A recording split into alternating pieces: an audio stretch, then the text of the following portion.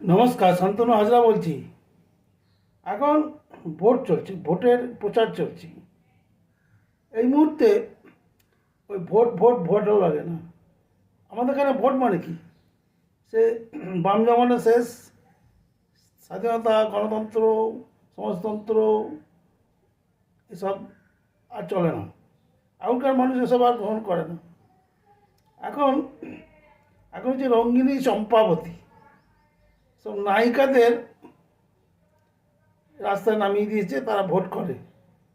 মানুষের দুটোই হয়, একটা বিনোদনও হয়, ভোটও হয়। অর্থাৎ যে নায়িকারা ছিল একসময় আমাদের কাছে কবিতার মতো, সেই নায়িকারা আজকে প্রকাশ্য রাস্তায় ঢোল বাজিয়ে ভোট প্রচারের নাম করে মানুষের বিনোদন করছে। এই হলো পশ্চিমবঙ্গের বাস্তব অবস্থা। কিন্তু আমাদের তো তা ছিল না। আমাদের সেই দেখুন সুমিত্রা দেবী, আঁধারে আলো, অত সুন্দরী মেয়ে পৃথিবীতে হয় না। আমাদের অপু অপু সংসারের পরে যেটা হলো চারুলতা, মাধবী যেন একটা কবিতা, রবীন্দ্রনাথের 2000 সাল কবিতার মতো প্রত্যেকটি ছত্রে ছত্রে তার মধ্যে রোমান্টিকতা, তার মধ্যে সৌন্দর্য, তার মধ্যে অপরূপ এক সৃষ্টি ধরা পড়ে। আবার আপনি চলে আসুন সুচিত্রা সেন। পথে হলো দেরিকে আমি একটা বই উল্লেখ করছি, বাকিগুলো করছি না। একদম সমস্ত সিনেমাতেই সুচিত্রা সেন যেন এক এক বাগ্ময়, এক রোমান্সের দেবী। তারপরে চলে আসুন সে মিঠু মুখার্জি থেকে আমাদের ঋতুপর্ণা, আমাদের নায়িকারা আমাদের সম্পদ ছিল। আর তাদের আজকে কী অবস্থা! অভিকর্ষ চাপে তাদের সব কিছু আজ ভুলণ্ঠিত। তাদের সারা জীবনে অর্জিত পয়সা সব পার্টিকে দিয়ে দিয়েছে। তারপরে তারা আজকে নিঃস্ব, রিক্ত, সিক্ত হয়ে আপনার আমার দূরে দূরে একটা ঢোল বাজিয়ে নাচে, যাকে বলে সেভাবে নাচছেন। একটা আশ্চর্য লাগে। কেমন পয়সার চাপ, নাকি কোনো মাফিয়াদের চাপে আপনারা এইসব করছেন?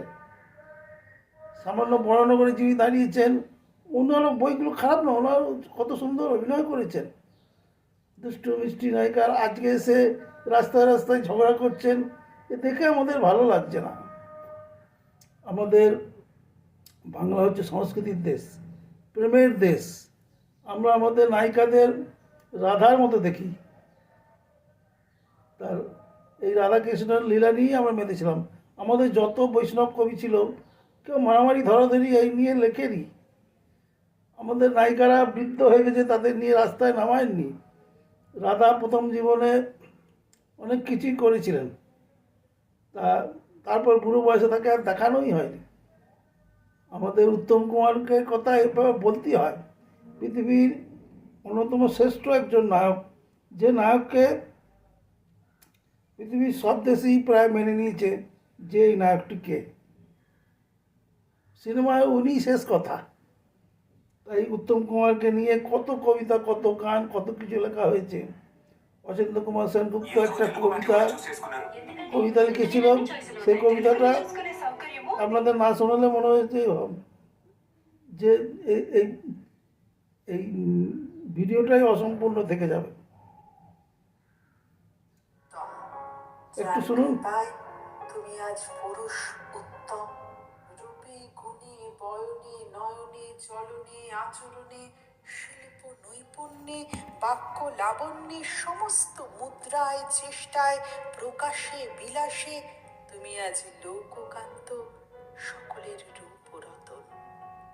তুমি কি জানো কার করুণার তুমি উচ্ছ্বলিত প্রতিচ্ছবি? কোন মাধুর্য সাম্রাজ্যের তুমি একচ্ছত্র সম্রাট? যেমন ক্ষুদ্র শিশির বিন্দুর মধ্যে সমগ্র আকাশের বিশ্রাম, তেমনি তোমার সমস্ত নাট্য মুহূর্তে বিশ্ব নটের বিরাট কটাক্ষটি ধরা, যার সঙ্গে চকিত সাক্ষাতের অজস্র আলোতে তোমার আনন্দে জাগরণ, আনন্দে বিহরণ, আনন্দে অবস্থিতি, যিনি সমস্ত বর্ণ লিপিতেও তাই হলো উত্তম। কি ছিল আমাদের, কি কি কি কোথায় খোঁজ করবেন, কি করবেন? সবটাই আমাদের কবিতা। এই আমাদের এই লাইনে, আমাদের এই সাংস্কৃতিক জগতে গণ্ডগোলটা থেকে গেল। গণ্ডগোলটা তৈরি হলো যখন আমরা প্রাইজের জন্য আমাদের অভাব অনটন মারামারি বামপন্থী চেতনাকে সিনেমায় দেখাতে লাগলাম। অশনি সংকেত জাতীয় বইগুলো হলো, তখনই আমরা মুখ থুবড়ে পড়লাম। আজকে তো টালিগঞ্জ ইন্ডাস্ট্রি মাফিয়াদের হাতে চলে গেছে। এই মাফিয়াদের হাতে পড়ে আমাদের এই এই নায়িকারা, আমাদের এদের দেখলেই বোঝা যায় যে এরা একটা চাপের মধ্যে আছে। এদেরকে দিয়ে ভোট, এদেরকে দিয়ে সব কিছু, এদেরকে দিয়ে মামলা মোকদ্দমা, শ্লীলতাহানির কেস, এই এই নিয়ে আমাদের এখন চলতে হচ্ছে।